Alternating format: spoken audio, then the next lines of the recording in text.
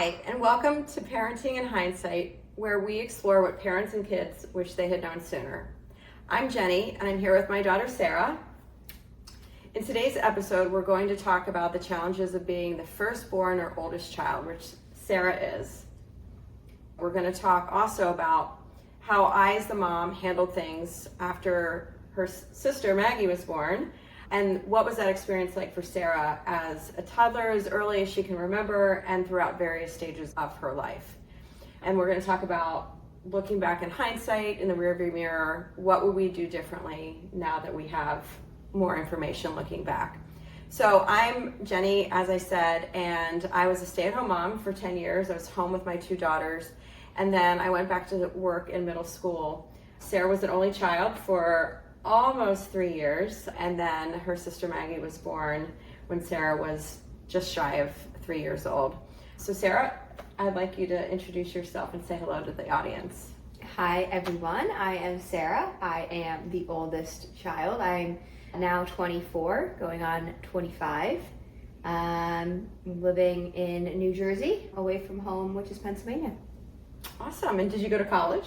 Yes, I graduated from Georgetown University in 2024. Awesome. Wonderful. Well, thanks for sharing some of these insights, Sarah, as you look back on your childhood and your youth. Let's dive into this topic of birth order. So before we talk about our experiences, I wanted to share some characteristics of the firstborn child. So they often take on leadership roles in the family.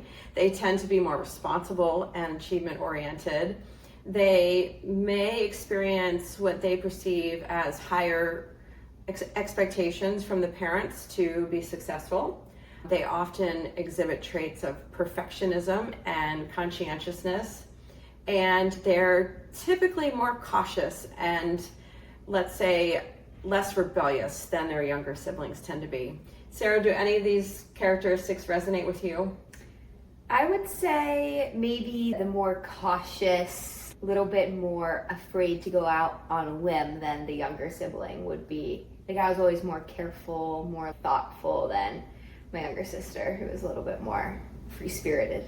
A little bit more bold. Yes. Yeah. And why do you think that is? I don't know. I think maybe you're the one experiencing life for the first time, so it's a little bit scarier. You need to be a little bit more careful then. If you see your sibling doing it first, you can just do it. Yeah, and I think from the mom perspective, I was probably the same way because you were my first, and so I was probably a little more tentative of you doing things for the first time, like maybe riding a bike for the first time or even taking those first steps. So you may have experienced those a bit later in your development than your younger sister did because I didn't know what the right age was either. And I was afraid, more tentative or nervous about you getting hurt. Right, that makes sense. Yeah. Sarah, what was your earliest memory of being a big sister? I would say I remember the day Maggie was born, which I think that's by far my earliest memory in general, and then I think I have no memories for the next couple years. But I do remember that day when I was, two, almost 3, like we said. And it was, I guess it was scheduled, because it's a scheduled C-section, right? I just remember my grandparents were there in the morning, because you had gone in the morning, and I woke up, my grandparents were there, and I was like, I guess I'm a big sister now. You kept asking, is Maggie out? Is Maggie out? And my mom called, Grammy called and said that you kept saying, is Maggie out? Is Maggie out? And then they told you, yep, Maggie's out.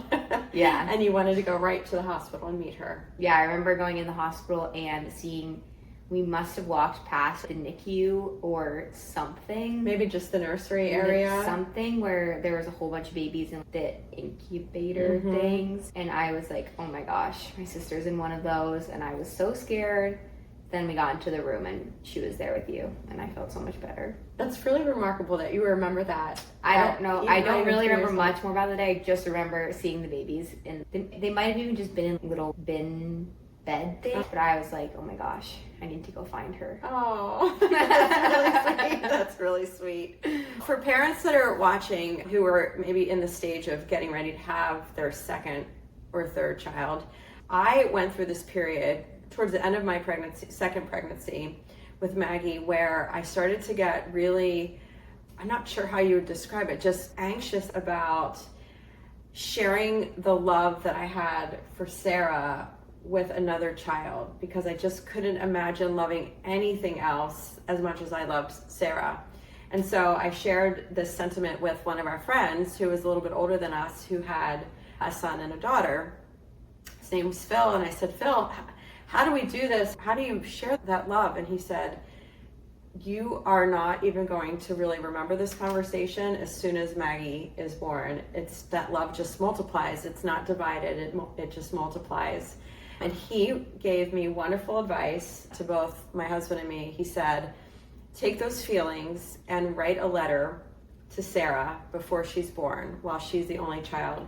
And literally the night before Maggie was born, as Sarah said, she was a scheduled C-section, Rich and I went into separate rooms of the house and we wrote letters to Sarah about just how we felt about her.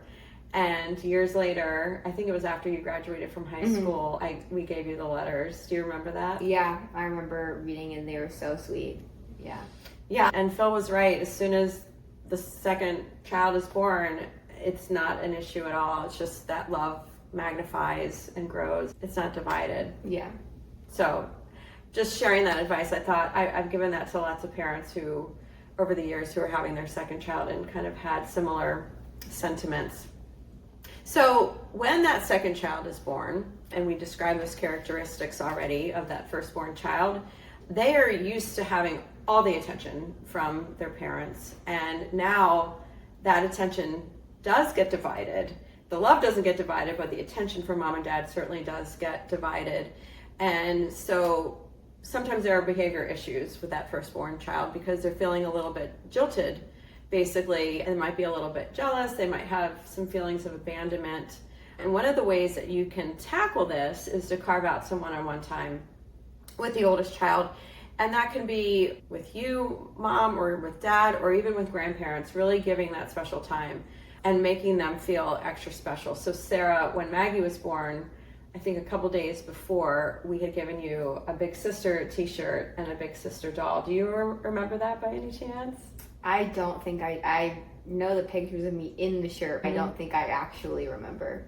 You were so proud. You put that shirt on and you wore that shirt into the hospital to meet your little sister. So you felt so spunky and just, I think, big and older and important. It made you feel really important, and you could see the importance that you felt as a big sister role in your eyes, your attitude, your confidence in wearing that shirt, and it was really sweet. So I think doing things like that to carve out some time and give you one-on-one time is really the right way to go, especially in the first few weeks of the baby being born and the big sibling going through that kind of sense of abandonment, if you will.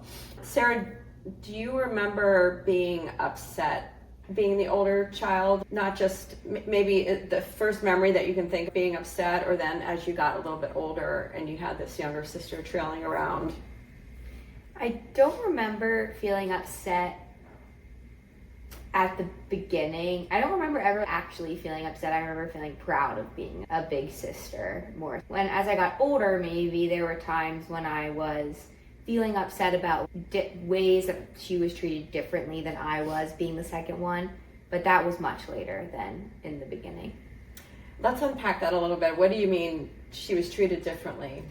Just like small things where maybe my curfew was like 9 or something, and then like you saw, oh, it's okay to let these kids stay out till like 10, 11 at their friend's house if they're responsible. So then hers was just like that from the beginning, like stuff like that, where it's like I had to maybe earn the trust more, and she was given the trust because I earned it, I would say more. I think that's a really great way of putting it. Like it's almost like you earned the trust for both of you, for yourself and those who trailed behind you. Yeah, that's a really interesting perspective.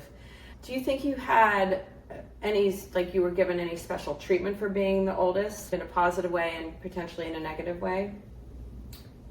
From your parents? Yeah. Not so much. Maybe more from like grandparents at the beginning, because I was like the first of the first grandkid from you guys. So maybe I felt more like love.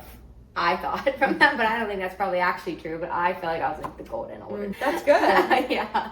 But that's probably it, besides what I was talking about of like more, I felt sometimes like the trust thing, that I earned it and she got it.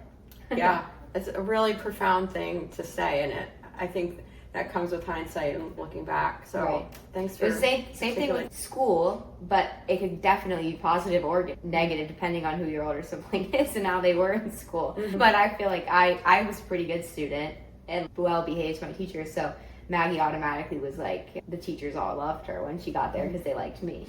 There was a positive bias towards her. But she automatically got to the next grade and they liked her. It's what you said about you had to earn the trust with your parent, and then it was automatic for her. Same with the teachers. Right, which that definitely could go the other way. Yeah. If your older sibling wasn't so well behaved in school, you'd be a class clown. You wouldn't be walking into the same situation. Yeah. Was there anything negative about having a younger sibling? I think I remember times when I didn't maybe want her trailing around. Maybe I would want to have a play date and she would be there. And maybe I didn't want her playing Barbies with us, but like she had to. Things like that would be the most annoying. Or you're more developed than them, but you also want to play with them. You're painting together and the younger one's mixing all the colors together and you're frustrated, but you can't really blame them. Things like that. Yeah. Remembering those feelings that you just shared and looking back in hindsight, what advice would you give to older siblings who are in that younger, earlier stage of their lives and their development? What advice would you give to them to help them through this potentially frustrating time?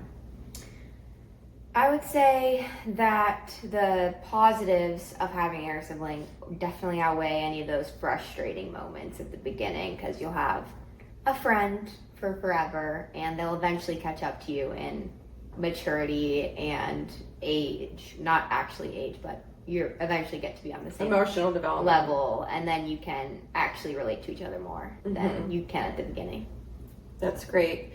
Was there a shift when you started to see your sister maybe less as a younger sibling and more of an equal, to your point about that emotional development? Did she ever go from being like a sister to a friend? And if so, when did that happen? And did anything occur to make that happen, or was it just a factor of age? Probably a little bit in high school, when we were both in high school at the same time and we played lacrosse together. So then you are like teammates, which is like, then it's like you have you're almost like a different relationship. You're my teammate now, which kind of like translates to friends. But still, I felt like being the senior on the lacrosse team versus the sophomore, junior, and freshman, you still are in a different stage of life at that point, even if it's only 2 years. There still was a little bit of, you're not really my peer at this point. You're still my younger sister who isn't on my same level of life. So maybe more so in like college, because college, different years still feels much more like you're on the same level, I would say, when you're both in college.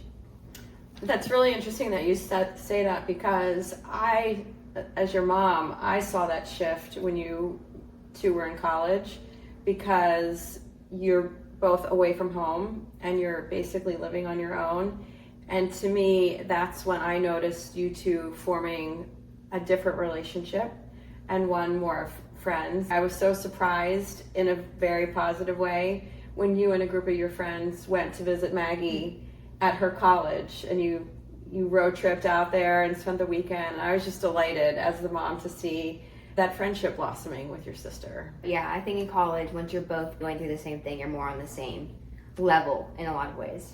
Yeah, and I think Maggie called, there was this situation that she experienced with some friends at school, and she called me and she said, I talked to Sarah and Sarah gave me this great advice, and I just loved that she had done that and she had gone to you first as her big sister, but also her friend, to ask for advice on how to handle the situation.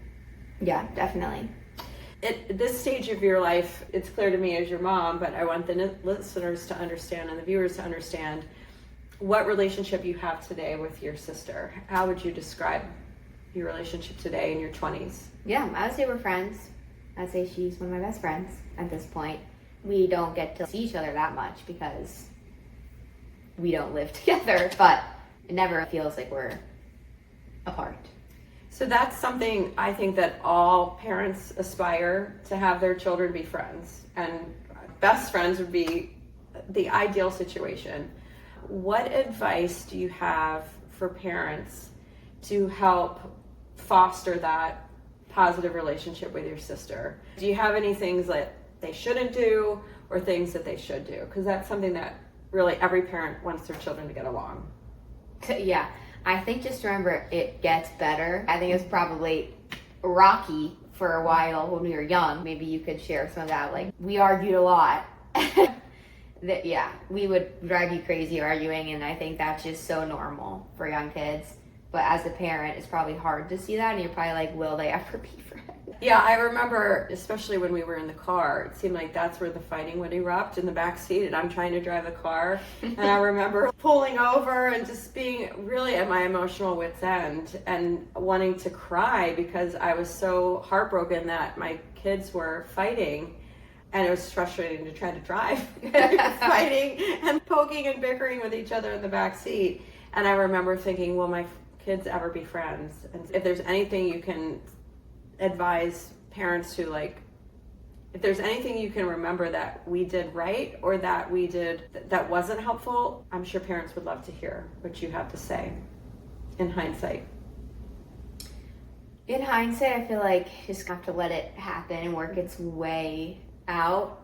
I can't really pinpoint any specific things. I really think it just comes with age and maturity and eventually becoming more similar in terms of age. And middle school, high school, you're very, I don't want to say competitive in a way, because I don't really feel like we were ever competitive with each other, but you grew out of any of that sort of too.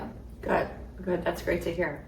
So what to do this week to help get started on making some positive changes in your family dynamics between parents and siblings? So I would say sit down with your older child and ask them what they would like to do this week that's just for them. Back to that point that I mentioned earlier, making them feel really special and valued. And this doesn't have to be the week you bring the younger sibling home from the hospital. And this also shouldn't be a one and done thing. It should be maybe an ongoing thing.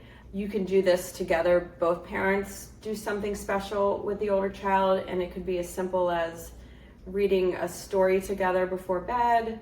It could be taking them out for ice cream. It could be taking them to play mini golf. It doesn't have to be extravagant. It can be obviously local. It could be in your house, in your backyard. But just really make them feel special and valued during this somewhat emotionally tumultuous time of getting a younger sibling. Sarah, anything to add? No, yeah, I think just little things to make them feel like they're still just as loved. Great. Thanks for listening to this episode of Parenting in Hindsight. Please and share the podcast if you enjoyed it, and leave a comment about what you and your eldest child did this week to inspire other parents and kids. Until next time, remember, the lessons may come in hindsight, but the connection starts today. Nice. How'd I do?